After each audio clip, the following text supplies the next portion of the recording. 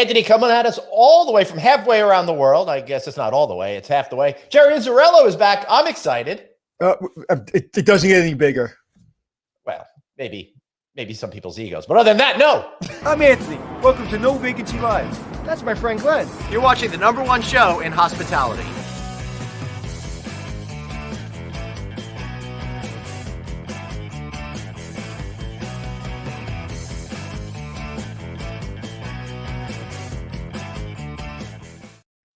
Anthony, I got to tell you, I'm feeling pretty good today. I think that taking that week off during the holidays did me wonders. I feel like I've got more energy and zing that I normally have, and I'm afraid that you're going to have to start telling me to calm down again. Calm down. Okay, so what we're going to talk about some star numbers, but before we do that, our next guest, and you'll introduce him when we're ready, but I've got to say this because I can't say it because he probably won't let me say it. Okay. When Jerry Inzerillo is in a meeting, especially when he was running Forbes, there's no one else in the room. And there could be rock stars in the room. As a matter of fact, I was in the room when there were rock stars and celebrities and models and everybody. This is your favorite question when Jerry Inzerillo's in the room. Right. Where's Jerry? Did you see Jerry? Can you introduce me to Jerry? Hey, you know Jerry? You know Jerry? Can I meet Jerry? I want to meet Jerry. So very rarely I have never been in a room with someone in our industry that is literally a rock star at that level. So I'm really excited. And he has insight and spirit that is matched by very few people on this earth. So I'm very, very excited. Yes, I am excited too to hear his wisdom. The last time he joined us on No Vacancy Live, I really think that he captured what we were all feeling, the stress that we were all going through, and really provided so many words of wisdom to help us find some inner sanity and peace. We're going to get to that in just a minute. But first, I want to thank Best Buy for being a great sponsor. Best Buy Hospitality is a great place to go. You already know them.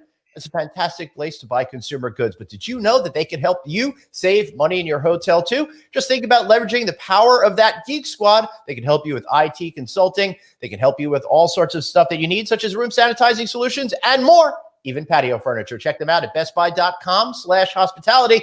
Anthony, today I am not coming to you from the Embassy Suites South, San Francisco. They're just reopening its doors a couple of days ago after a huge renovation. It was a complete makeover of the entire hotel's public space, restaurant, and 316 of their guest room suites. It looks absolutely beautiful. Congratulations to the team over there.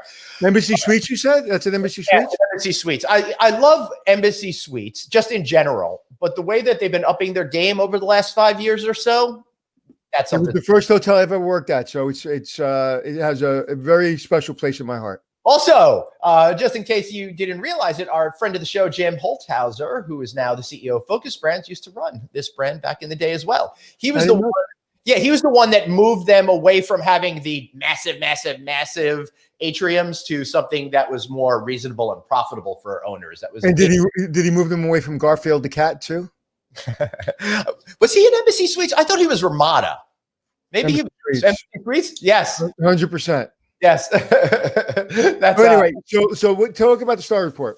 All right. I don't want to keep Jerry waiting. I don't want to keep Jerry waiting. I know. All right. So we're not going to really talk about specific numbers, but I did want to bring up what they're saying over there at STR about their forecast and analyzing some presumptions. The reason why I want to bring it up because they're really, Anthony, talking about all the things that we've been discussing here on the show and the levels of demand that we can expect next year. For example, they say leisure, which has returned more quickly than any other segment, although albeit in modified form, is anticipated to further recover this spring and summer as progress goes as progress continues with the coronavirus. The vaccines, I mean. Group travel is expected to take longer than originally expected, as we've been discussing on the show. Small groups, however, are anticipated to resume gradually in the second quarter, while more meaningful groups are going to come back later on in the year. As a result, group demand in Q4 2021 may remain 35% below what was experienced a year ago or 2 years ago in Q4 2009. So if it's 35%, I'll be very impressed. It's going to be a little bit lower than that. I'm a little concerned about that. And I'd be curious to ask them, do you folks mean the number of meetings taking place or the people attending meetings? So I do believe that the biggest holdup we're going to see to get back to success is not necessarily the frequency of meetings, but the number of people attending those meetings. Probably a combination of both. Yeah, and listen, the good news is we all know somebody now that's getting a vaccine, so it's right there. It's right in our grasp, or at least people in New York know somebody that's getting a I vaccine. do. Wifey Pooh's getting hers on Friday. Mama Hausman got her appointment set at Jones Beach on February 3rd. And I'm going to be the last man standing because I'm not in any specialty needs group at this point. So, Wifey Pooh and Mama Bear, is that what you said? Mama Hausman. Mama Hausman. All right. So, listen, everyone, go Yep. grab your friends, call your friends, text your friends, email your friends. If you're in the hospitality industry, you need to hear our next guest. That's right. It's essential that you share this show now. Please share it on your feeds. If you're watching on Facebook, if you're watching on LinkedIn, if you're watching on YouTube, all of the channels that we broadcast to simultaneously. And you should know we're going out to thousands of people every single day. But it may not seem that way from the numbers you're seeing on the screen because we're in so many different places. Please share those links now because we've got the incredible Mr. Jerry Inzerillo rejoining us today. And of course, Jerry, back in the day with his role over at Forbes, and now he's working with the Kingdom of Saudi Arabia, helping them create more hospitality initiatives. Jerry, thank you so much for joining us once again today. It's super to be with the great superstars, the new young generation of innkeepers. Love you guys.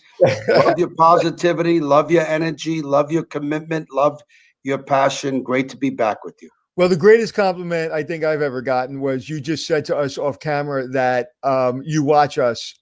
So that you watch our show really, really motivates me and scares me a little bit. No, you know why? Because everybody needs a shot in the arm. It doesn't matter how much experience you have. It doesn't matter what country you're working in. And the two of you should be very proud of yourselves because you know the industry. You take the time to do your homework. You're prepared.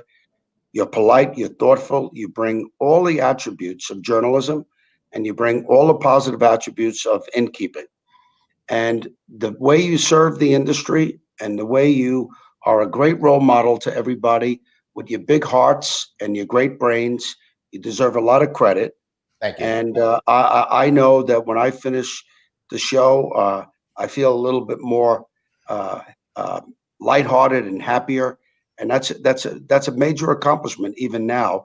So while you're learning and keeping updated on the industry, if you could finish a session with you guys and you get a little bit of a positive pop, that's something that everybody needs now. And I commend you for that. Well, thank you. I just can't still believe that Jerry Inzerillo knows my name. Right? Yeah. Listen, the one thing that the old school guys know are all the superstars. So one of the great attributes is you have to know as I say in Buddhism, to each generation they are anew. So for all the young innkeepers, and to me, anyone's a youngster, as Oprah calls them, youngins, if they're under 60. So anybody under 60 is a kid to me. And I love to be around fresh, young, dynamic, positive, well-prepared, well-educated people in our industry. So good for you guys. So I have a two-step question for you. Okay. That leads into exactly what you said. One, being halfway around the world and seeing what's happening in America today, biggest number ever for coronavirus, people, more deaths than ever. And this president's being impeached as we speak for the second time. What does that look like from an American that was born literally next door to me in my neighborhood when you're halfway around the world? I mean, we have a perspective, we're in it, but what does that look like? I remember when I've seen riots and uprisings around the world. It looks really scary.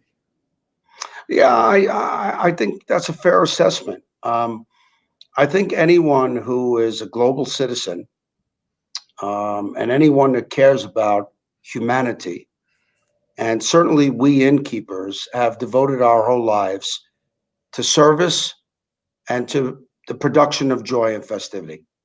So when you see societies, and especially I'm speaking now as an American, when you see societies struggling, when you see people who feel disenfranchised or frightened, when you see people who have lost inherent positivity and are worried, this doesn't bode well for anyone. And when you look at great countries England, France, Germany, Spain, Ireland. You look at the countries around the world that are struggling with this COVID-19. There is no one in the world, regardless of age, theology, or national origin, no one who won't talk to their children and their grandchildren about the time that we went through COVID. And the same way our parents or our grandparents had to survive world wars or the Great Depression Right. or great pandemics, it's the same juxtaposition. So as an American, it breaks my heart to see America struggle or to suffer. But I will say that America has had hard times and has always overcome it because America is a country of promise. And this is true of all the G20. And I'll say very briefly that I'm extremely proud of the Kingdom of Saudi Arabia in particular, because last year in 2020, in November, well, for the whole year, but culminating in November, last week in November, the kingdom hosted the G20. And the kingdom did an amazing job. And thanks to the custodian of the two holy mosques, His Majesty the King, one of the best COVID protocols, most empathetic and compassionate, not a Saudi problem, a human problem. The king made sure that every citizen, whether you were here legally or not, was the kingdom paid for all the testing, all the tracing, and all the hospitalization. And while we're just north now of 6,000 deaths, which I would suggest to you is 6,000 too many, the kingdom has done a great job in making this a human problem because it is a global human problem. So I would say to everyone who is in America that this too shall pass, that we have to believe in the institutions of democracy. We have to believe in the institutions of good medicine and good uh, uh, citizenship and good generosity and good servitude. And we have to really, really, really commend our frontline doctors and nurses and members of the military and members of police and fire and ambulance and first responders who are working around the clock to get behind this. Now, the vaccines are being rolled out. We have to be patient. It's going to take at least another 6 months to where we can get big numbers rolled out. But let's keep the faith. We've had a very, very difficult year. It's not over. I'm sure all the resources will be done as the G20 countries have committed and all 238 countries have committed. But this too shall pass, and we will get through it stronger than we always have, because the human will is stronger than anything. So that leads me to my second part of the question.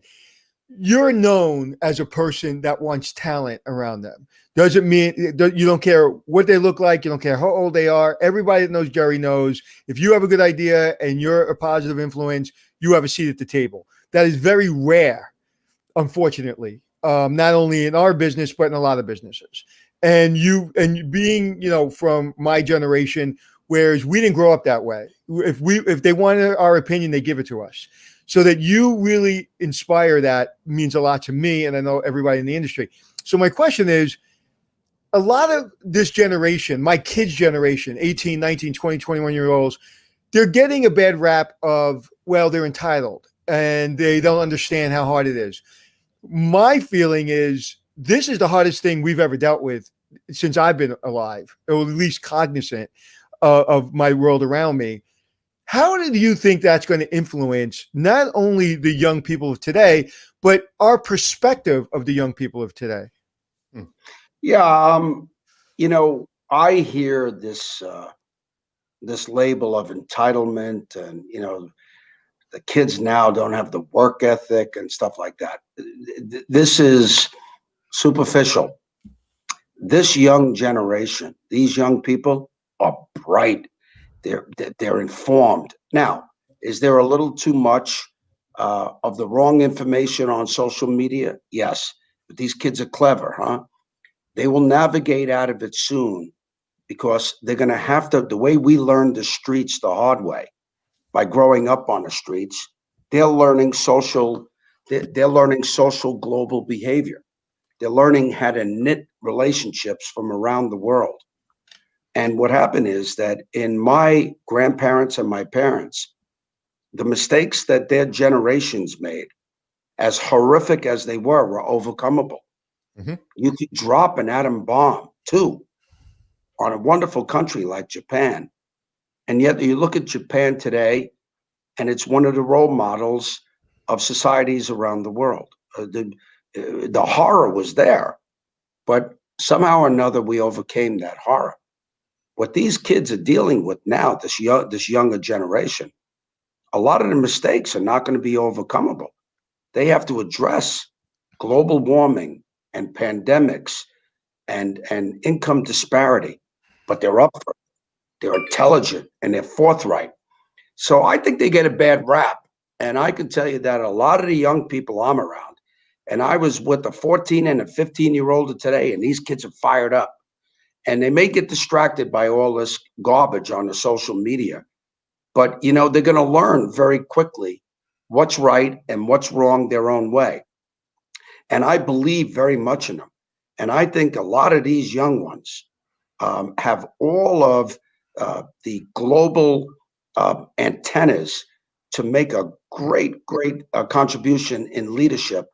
And I believe very deeply in them. And I think that generation is going to go on to accomplish great things. Yeah. Right. Go ahead, Jerry. Go ahead.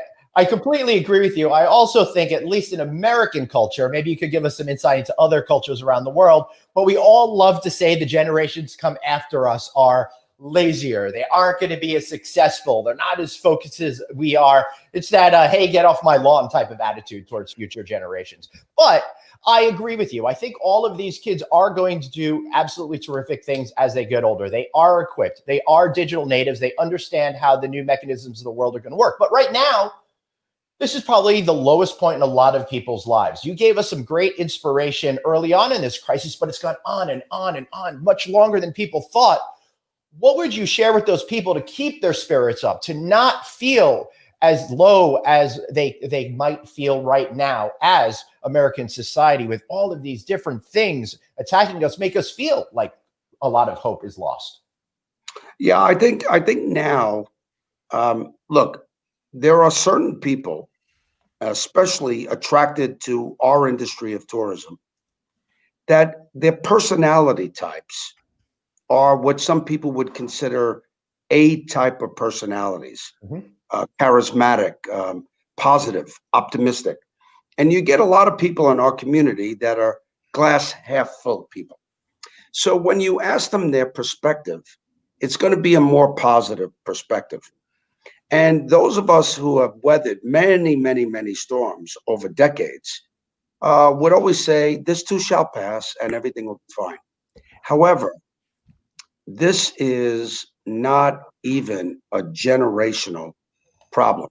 Right. This pandemic will define what will happen 100 years from now. Mhm. So all of us, even regardless of experience, are learning in real time.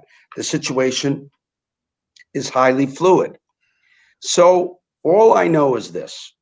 I do know that in solidarity and in positivity and in optimism, the human spirit always prevails. It always does. It will again. Now, with the good news of all the vaccinations, and one of the things that came out from the G20 is that the 20 heads of state, and it wasn't just 20, because the resolutions from the G20 were distributed to all 238 countries. Mhm. And now you're going to see that governments, including their militaries, will have pandemic divisions, logistical divisions. Look at the record pace. There's never been vaccinations brought to market as quickly as this. Science is breathtaking, and the people in all countries that are contributing to these solutions, and now with environmental solutions, medical solutions, technology, and this young generation that's coming up, they're going to have this figured out. So you don't want false optimism, and you don't want people to say, well, he's always or she's always going to say something good. Of course we are, because we believe in the goodness of the human spirit. That's why we're servants. But I will tell you that this is not over. I thought it was 9 months. Right. It's going to turn out to be, it's going to turn out Two, to 3 be years. 18 to 24 months at least. Yeah. At least. So So what we got to do is we just have got to hang in there. And I urge all heads of state, and I know that President-elect Biden, and I know a number of people in his cabinet, they're going to be very, very thoughtful on employment and on subsidies to get the American people through. All the other heads of state, you got some really great leaders, Angela Merkel in Germany and Macron, and you got a lot of great leaders, Abe, a lot of great leaders, and they're going to make sure that their societies get through this. So let's bring it home to what you've done your whole career and kind of what we're trying to do on this program. We've all tried to help the younger generation. We've all tried to help people of our generation that can't find work. The thing that is breaking my heart right now is literally, I'm starting to, the last couple of days really been affecting me. There are so many people that can't find work, whether it be young people coming out of business or whether it be older people with mortgages. It's been real difficult. And we've all heard about Depression era mentality, that they saw their father and grandfather have it all and lose it all. Well, we're watching a generation see the same thing. They're seeing their family struggle. They're seeing their father who is making really good money and their mother who's making good money, and they had a middle class or even better type of livelihood. And then all of a sudden, their mother and father going to the food bank, their mother and father having conversations that are scary, that they may be overhearing. So we have an obligation, I think, as people that have some status and have an ability to help people, to really take those young people, take those people that were maybe a vice president or a general manager, and help them in a real way. I would imagine of all the people in the world, you've been getting lots and lots and lots of those kind of texts.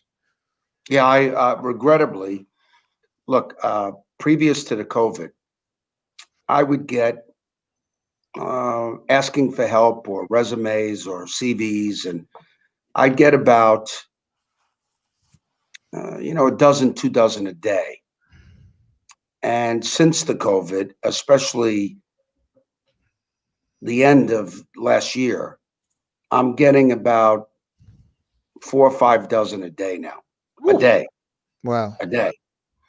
And I try my best to help as many people as I can. And, fortunately, Prudence, my wife, and I, we support several charities that are very, very important to help people just get along. And even in the context of America, and something as simple that no child should go to bed hungry.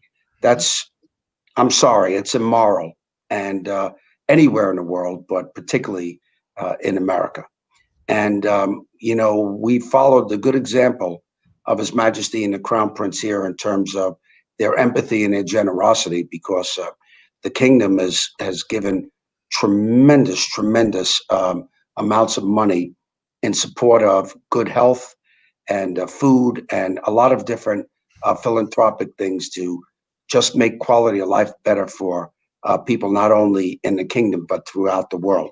It'd be So interesting. in our own way, we're doing our best, but everybody's got to come together. And if you only have $1 or $5, the campaign is over now.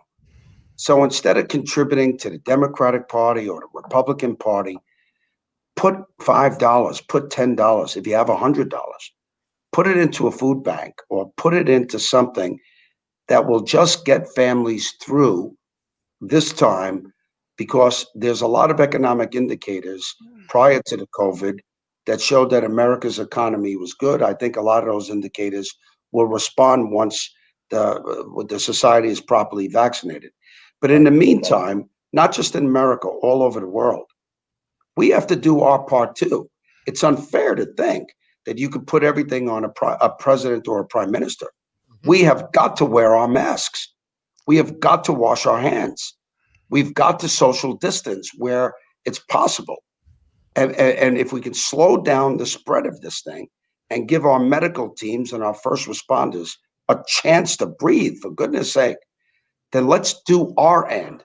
So it's not just up to the governments of the world. Of course, they have an obligation to protect each society, but it's up to us as individuals to do our end to protect the society and protect each other. And I would strongly ask everyone to do their role by get your vaccine, sign up, no matter where you are in the pecking order. Sign up, get your vaccine, encourage your loved ones to do so. But wear your mask, wash your hands.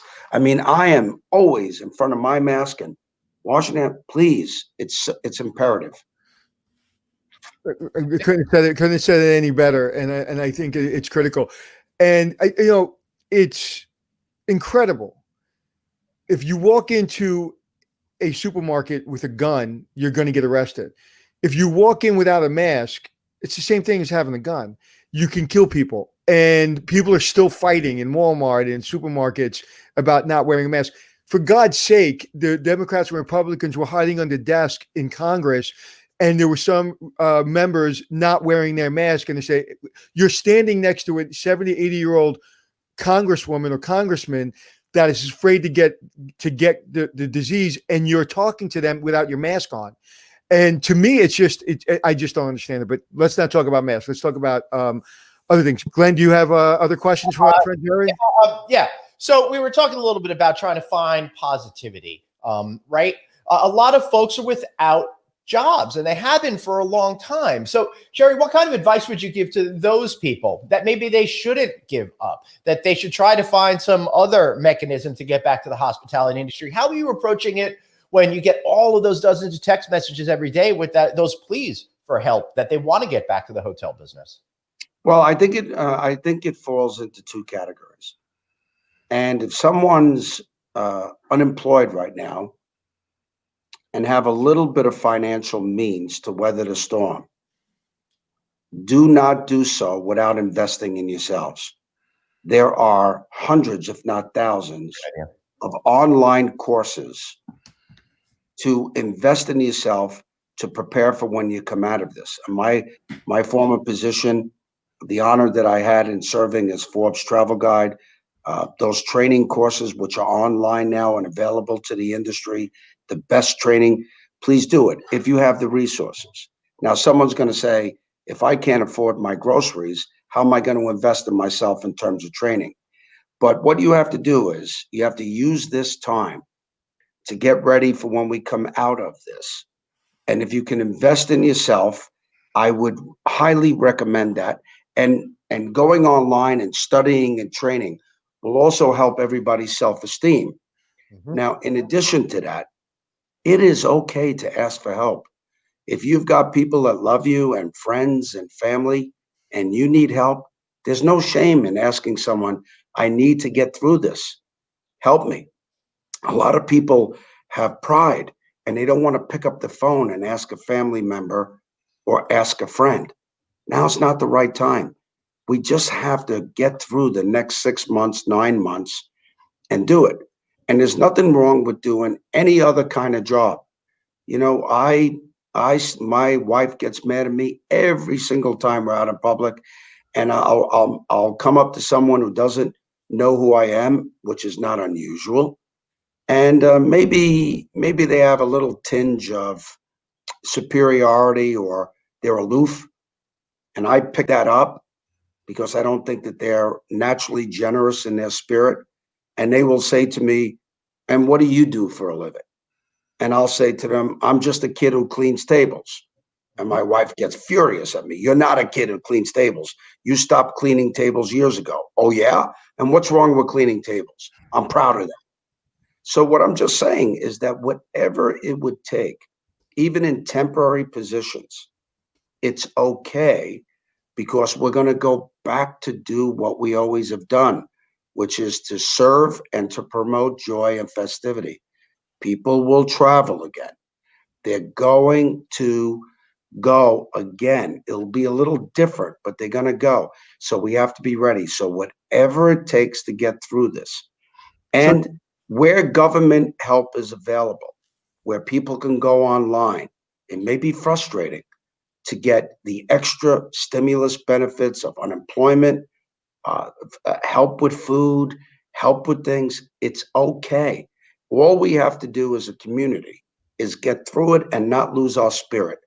Once you lose your spirit, that's the big thing. So we have to keep in solidarity and in support of one another. Yeah, I think those words of not losing your spirit, hopefully are being echoed throughout the industry. And, you said something as far as pride go before the fall. And, I think so many people are at a level where they're like, I was that guy, right? People would say, hey, that guy has a lot of pride. But now that guy has no choice but to ask for help.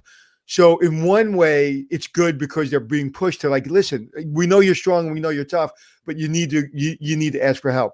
But you have a superpower, Jerry. And to me, I'm actually right now, my daughter is interviewing with some people, and what I'm trying to teach her is it doesn't matter what you're interviewing for or what you're talking about. And if I mention the gentleman's name she's meeting with, you know exactly who it is. And I said, just meet him because he knows 7,000 people.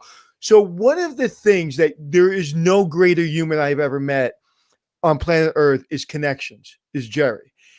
So you have a superpower. And unfortunately, a lot of people don't even come 1% of what your ability is. The reason you're successful is because you're able to see that opportunity, that moment, that person, and you're able to walk over to them. That even that person that you walk up to and hold them accountable for not having the spirit of hospitality, you're probably changing lives on a daily basis. So in real concrete terms, how does someone that doesn't understand that connection is what gets you to the next level? Not your degree, not your resume, but your connection and your ability to ensure that connection can help you open up a door.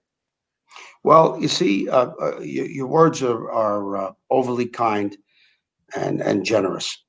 But you see, when people say, well, Jerry knows a lot of people. Well, I would hope you would after 53 years of service. Mm-hmm. Now, but that could be daunting to young people. So let me just phrase it in two ways. My pal Sting, the songwriter and great musician, in one of his songs said, we may not share the same ideology, but we share the same biology. And at the end of the day, we're all human beings. And Jerry also has the perfect song for coronavirus period. Don't stand so close to me. That's right. So now with that, if we don't share the same ideology, we could talk about that. And one of the great things about being in tourism is that we're all ambassadors of humanity. We're one of the last communities that will still stop and listen and appreciate someone's point of view without blocking or deflecting it. We're welcoming, we're inclusive. All we want to do is promote joy and festivity. So we may not share the same ideology, but we'll share the same biology. Now, for anyone out there, anyone who says, well, Jerry Inzerillo knows a lot of people, he has connections. Well, why do I know a lot of people? Why do I have connections? Because you could look at a long career as the Great Wall in China. And remember what Richard Nixon said when he went on the Great Wall of China. Mr. President, what do you think of the Great Wall of China? It's a great wall. Right. You know why? It's a great wall. Right. Now, but you don't look at it as a great wall. You look at it as a collection of bricks. Now, every day in your service, in your dedication to inclusion, joy, and festivity, and the ability to welcome, you're going to build a relationship.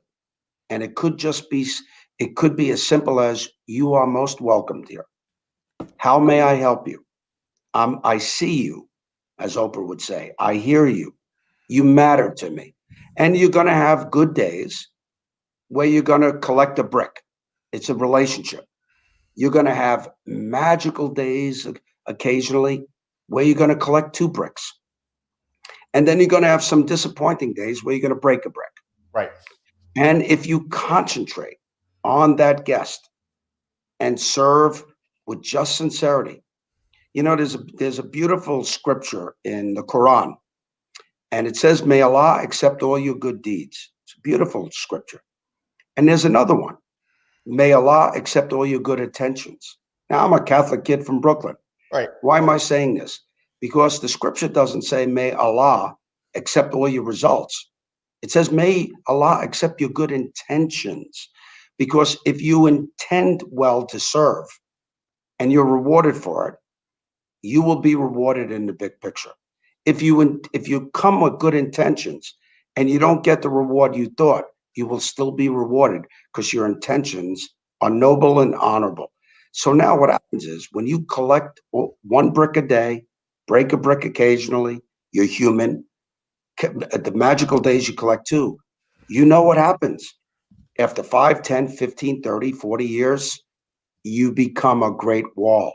Right, Jerry. All you have to do is focus on your mission, and your mission is to serve with all your heart, and your mission is to say to everyone in your path, I see you, I hear you, you matter to me, and most importantly, the words of our industry, you are welcomed. Right. Welcome. So the question I have for you is, when I was building my maybe not so great wall, maybe it's an okay wall, maybe it's a pretty good wall, I don't know. It took me a lot of years going out to events, collecting those bricks, nurturing those relationships over time. It must have taken me 10 or 15 years before I even started to see results, but I was fortunate enough that I knew that that's what I had to do. There seems to be a sense of immediacy in the modern era, a sense of I want it now, right? What do you tell younger folks that don't necessarily have the patience to wait those 10 or 15 years, that they should take their time and nurture and not worry about their state of feeling today, but focus more on the place they'll be in 10 or 15 years? Yeah, you see, it's one of my favorite subjects with young people because if you're going to win an Olympic gold medal, Right. you cannot get to the Olympics without talent. So one can't dismiss talent, but you'll find that anybody who's won an Olympic gold medal, or maybe two, had two other elements that might be equally important to talent, if not more important to talent. And that is, you have to have commitment. You have to be prepared. You have to put the time in. You have to put, as an athlete would say, you have to do the reps. Yep. When everybody else lacks persistence, you have to have the persistence. You have to have the, as we call it on the street, you have to have the eye of the tiger. Now, the more important thing, which I tell young people, is that I wasn't the smartest kid in my class, and I'm not putting myself down, but I was the top kid in my class. Mm-hmm. Why? Because I wanted it more than anybody else. Talent, perseverance, persistence, tenacity, preparation, and passion. So now nothing comes, like for instance, it's a beautiful thing. I used to know this exactly, and now I may not know it as much, and someone could fact check me on this. But you look at this wonderful, wonderful guy from Jamaica, Usain Bolt, the sprinter, Mm-hmm. and you look at how many Olympic gold medals he won. I forget if it's 8. I forget what it is. All And of he's them. the fastest guy in the world. Right. Now, he may have won those 8 gold medals, whatever it is. Someone could check me. And as a result of those 8 gold medals, he's famous all over the world. He has tens of millions of dollars in endorsement deals and sponsorships, right? He has Now, 19. how many? 19. All right, 19 gold medals. All right. Now, if you look at how much time it took to win the 19 gold medals, it's probably 20 minutes, 20, 21, 22 minutes in the sprint, right? But it took him 20 years to get to 20 minutes. Right. That's the preparation, right? That's the Anthony, commitment. I have one more word to add to that great list: patience. You've gotta have that as well. Anthony, And what happens is, I know what happens to me in my career is you feel isolated because it takes a long time. You feel like nobody's listening to you. One of the reasons I decided to do a show on TV is because I wanted to teach the industry to other people that don't know the industry. But also, to be honest, was so Jerry Inzerillo, when I was in the room, might know my name. That the guys at Hilton, I'm doing something for Marriott right after this show where I'm talking to all the brand leaders.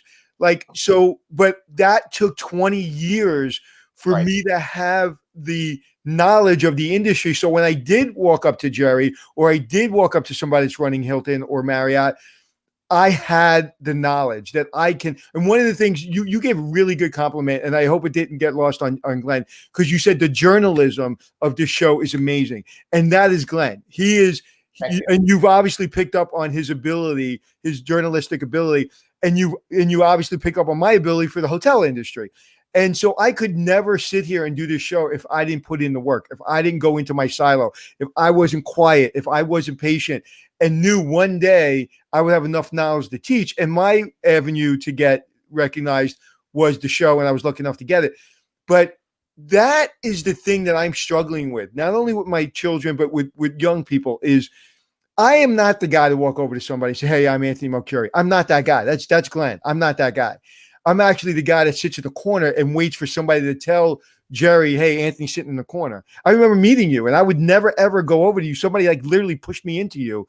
And so what, how does someone learn that? Like, why are you so, you're born for that? Like, why is that just something that comes natural to you? What is it that it's easy for you to make that connection without fear of embarrassment or, you know, you're afraid? Because I know I'm afraid to meet new people. I'm telling you, people think that I'm easy. Like, I'm the guy in the cocktail party that hides in the closet. No, you see, because here's the thing. You know, sometimes people misconstrue fearlessness. And again, it's a simple postulate. You can be truly fearless if you have two elements. Number one is you have to be good in intention. Your intentions have got to be honorable. And the second thing is if you're truthful and you're generous, and let's say you're particularly lucky to be loved. You have people that love you. Could be one person. If you feel loved and you feel that you've given it everything, the results are not the outcome. They will happen naturally. The results will happen naturally. So when you go up to people, one of the great attributes of life, which keeps you young and keeps you passionate, is perpetual curiosity.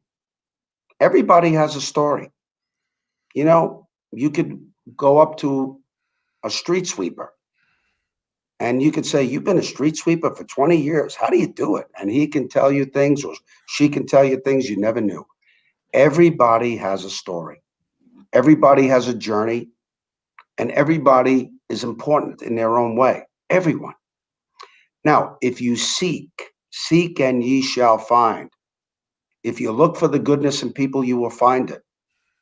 If you look to only satisfy your own selfishness, you will become very isolated. So there's something to be found in everyone. And that's why we servants, we innkeepers, I call us innkeepers, but I mean the extended tourism family. Well, our mission is simple. I wasn't the type of guy to go out and say, Mrs. Jones, you lost your husband to cancer. I'm not built for that. But I am someone that loves for someone to come in the room and feel happy and feel joyous and to learn about a culture and about people, and where people can see the goodness in everybody, regardless of sexual orientation, gender, national origin, theology. There's more that binds us together than divides us, always. So when I'm in a room, I'm curious about people. I like to know their story, and I take joy in that. And they see that I take joy in that. And, you know, I mean, everybody's got their attributes, and everybody's got their shortcomings. So Jerry, daughter, they will tell you mine. But I'll tell you what, you get a guy like Bill Clinton, the former president of the United States. He puts his hand on your shoulder. He looks you right in the eyes. And when he's talking to you, because he's curious about your mission and your stories, you think he's your best friend. Mandela was that way too. Mandela spent 27 years in prison, but when he talked to you, he looked you in the eyes, and he actually cared about who you were. And these are signs of great leaders. When he came out and he immediately had this generation of spirit and heart, that's something I'll never forget. I want you to give an example, if you could, Jerry, where someone, a young manager or even maybe someone that's been in the business for a little while, called you up, took a chance, didn't know who you are, found you, DM'd you, LinkedIn you, somehow got your attention. How did they do it? And that, like, and you love stuff like that. I love stuff like that, but people are afraid to do that. Is there any examples that stand out where people have kind of just out of nowhere, got in touch with you so you can help them? Oh, absolutely. I mean, it's normal for me. Now, there's within everybody's scope, there's only so much you can do on any given day. Um, if you're in a workforce and you're the CEO of Apple or Google or a major governmental agency, then there's really no limit to how much talent you could come in. Now with me, my focus right now in the Kingdom of Saudi Arabia is to not only fulfill my promise to His Majesty and the Crown Prince of making Diriyah one of the great gathering places in the world, but I'm selfish and I have another motive. And one of my other motives is that I'm here to empower a highly educated, very positive, very, very young, wonderful group of Saudi young women and men to fulfill their best potential so they will have leadership positions, especially since the Crown Prince is young. He's gonna be king for many, many, many years to come in the future. And I believe in the promise of this nation, as I did in South Africa and the Bahamas and Mauritius and Morocco and all the countries, South Africa, all the countries I worked in. And I believe that at the end of the day, if you can leave a place better than you found it, this is very important. And one of the best ways to ensure a legacy is through the young people you inspire. And I'm thrilled because in DGDA, which eventually by 2030 will employ 55,000 people, 81% of our staff are Saudi. 36% of our staff are dynamic Saudi women, fired up, Wow, that's smart, awesome. thoughtful. 16% of those Saudi women are already in management, and 15% of my staff are from the community we serve in the municipality of Diriyah. Well, these young Saudis are fired up. And when I did over 60 interviews, 62, 63 interviews during the 10-day period of the G20, Mhm, and a lot of international journalists from all over the world, mhm. many of which I know, said, Jerry, what's your favorite thing about the Kingdom of Saudi Arabia? Well, there's a lot of things, but the principal answer was that it's a society that's positive. It's a society that's optimistic. Now, it pains me in some ways that other G20 countries, that their societies are hopefully is temporary Mhm. and cyclical, but they've lost their positivity and their optimism. That's prevalent here in the kingdom because people believe in it's a young society and they believe in their future and they believe in the House of Al Saud that has led them for over 100 years. This is a good thing. So I want my message is serve, serve with all your heart. It will never be forsaken. It will never go unnoticed, especially if your intentions are pure. Don't worry about the outcomes, they will come. But we have to, this is not a generational crisis. This is a century crisis. And none of us know what it looks like. So we just have to keep our optimism, keep our positivity, and stay together and stay safe. Jerry, that seems hard these days. There's so much divisiveness going on here, in particular in the United States. How do you feel that as a nation, we can get beyond that and start listening to each other again, start communicating, start all being Americans instead of being a team that has a particular political persuasion? Well, for everybody listening, and the same way I say, share this conversation, but let me say this to everybody listening. When you get a chance, please go on YouTube and listen to the wonderful Oprah Winfrey's commencement address at Harvard. It is one of the great talks, and it's only a few minutes. And I will paraphrase her, and she's very dear to me, and she's an inspiration to me. But she would say, in my career, I've done 35,000 interviews, and I've interviewed saints and sinners and presidents and Beyonce and all her Beyonce-ness. And when the cameras stop, everybody just wants to know, was that okay? Did you see me? Did you hear me? So in the American context, which is an example to anyone all over the world, it's not just America.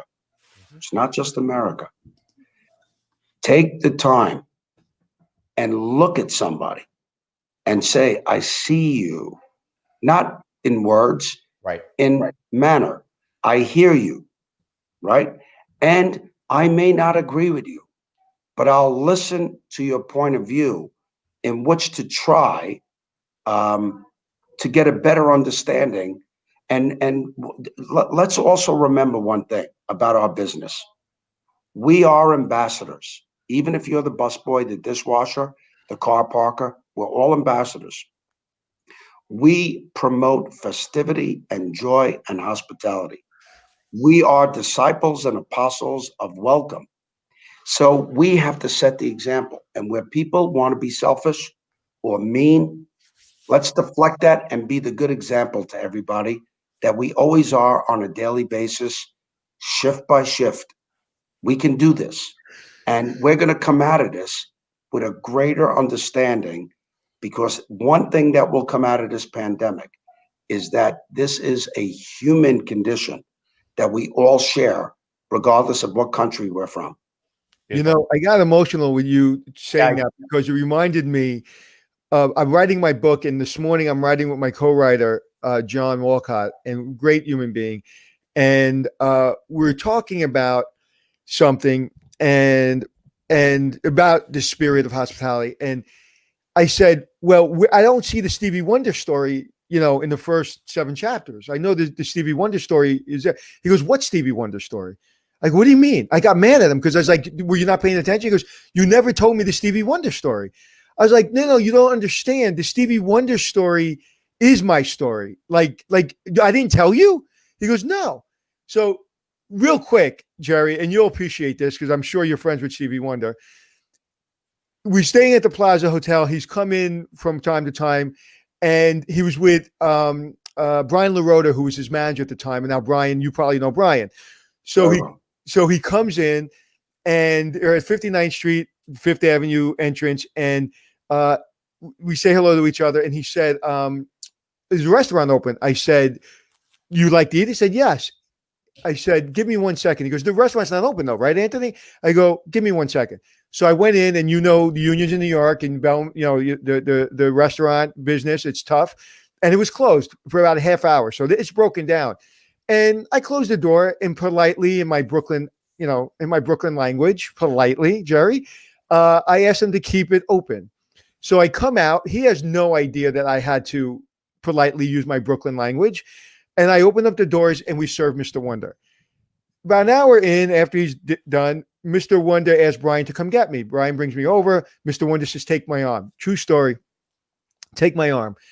I take his arm. He goes, bring me the piano. Now, he's staying in 1801, the presidential suite, which has a piano. So when I was thinking about this, why he did it, I was like, maybe he just wanted to play piano. That's, again, Brooklyn guy, right? We got to make sure everything's pure. He brings me over to the piano. We sit down, and he plays me a song called Mr. and Mrs. Little One, it's about the world's children that I don't know if he's ever put on records, but he played me that song. And the only reason he played it, because before he started the song, he looked at me and he said, thank you so much for your kind gesture. Thank you for feeding me. That changed my life. Now you see, one of my best friends we don't even call him Stevie in our world. He's Steveland Morris. That's his real name. And Steveland and I have been friends many, many, many, many decades, as Brian and I still are. Brian's like a brother to me. I just texted him But, to thank him for that moment. But I will tell you this. Everybody knows that Stevelin doesn't have sight. But I know few people that have more sight than Stevelin. Oh, absolutely. Because what he cannot see physically, he feels emotionally. And that antenna tells him sincerity, and it tells him who the good guys are. And that's why he did that. That's who he Wow. is. Wow. Well, And by the way, that song was a #1 hit. oh, was it? So he did. You can hear it, and he plays it often. But Stevelin is. No, he played that song before it was recorded. He played me that song. He had just. Well, then you're lucky to have had a private concert. A lot of people would pay a lot of money for that. He had But written. Steve is a generous soul and a very good barometer of human spirit. And when he says, "Take my arm," that's his way of when someone touches him or reaches out to him, like a lot of people that have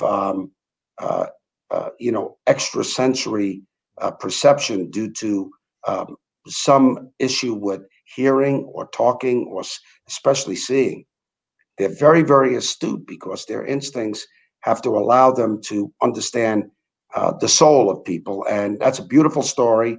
And I'm happy that you had it, and not surprised at all at little Stevie Wonder, aka Stevelin Morris. And one of the things in writing it and telling him the story again this morning was it made me realize why that, like, I didn't realize it until I told the story again to him and really broke it down for the book, that I remember the president of Travel Channel saying, after the third season, you'll probably become difficult to deal with because everybody does. And I didn't realize I never really became difficult to deal with Travel Channel because of that story with Stevelin. I won't call him that. I'll call him Stevie Wonder or Mr. Wonder because I don't know him. But that he had nothing to gain from me. He had nothing to impress me. He had all the money, fame, and everything he needed. He needed zero from me. And that he did that. And I've met, like you, kings and queens and presidents. I've met everyone. I've done a lot of things in my life.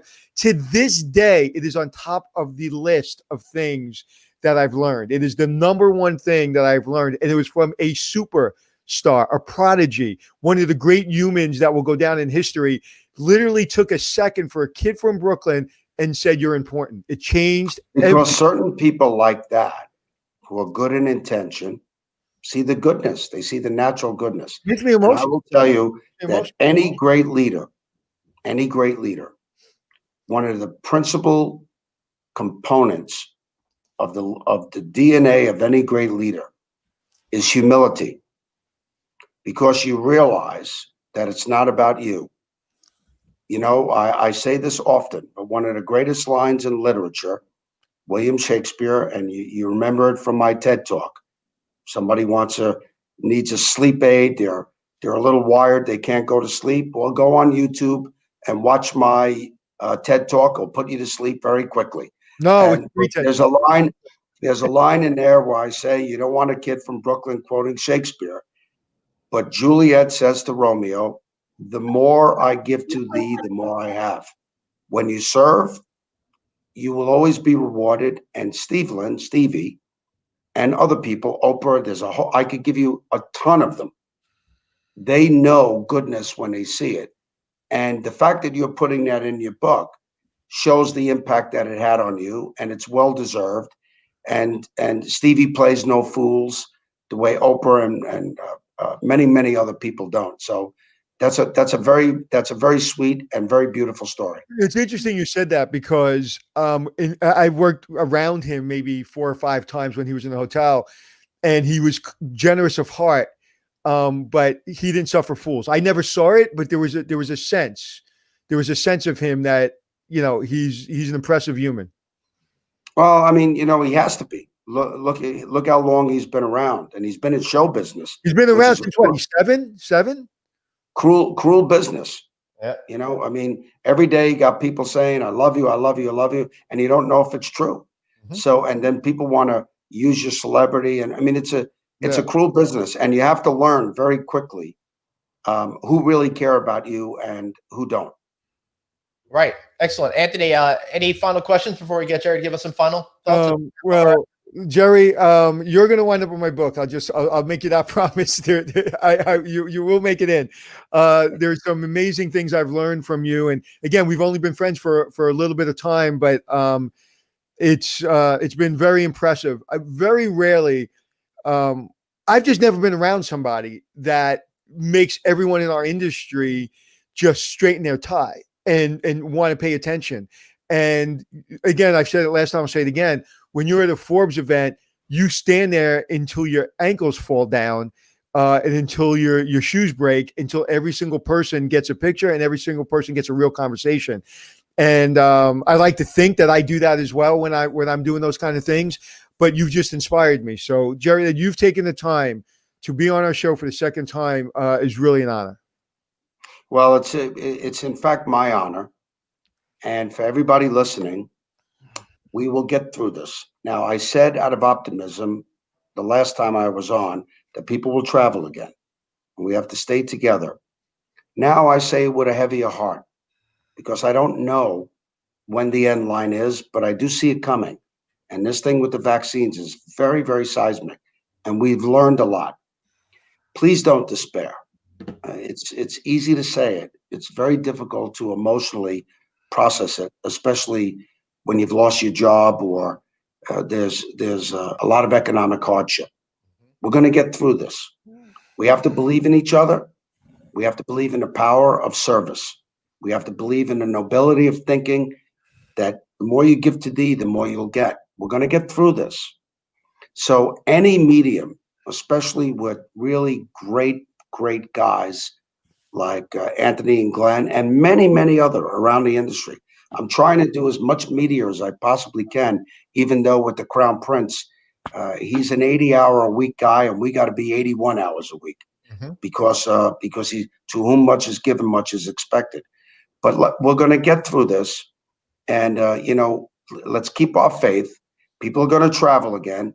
We're going to have a lot of good times ahead, but we have to see this through.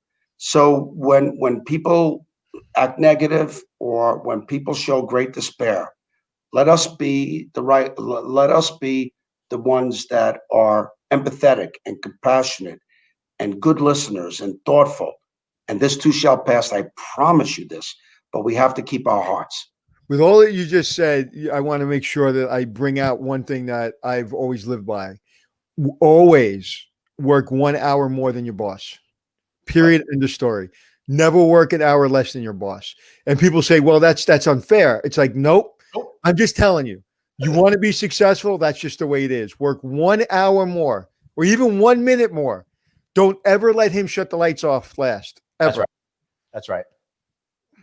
Well, God bless you and God bless everybody. Keep the faith. And as we say here, I can't wait to welcome everybody to the kingdom.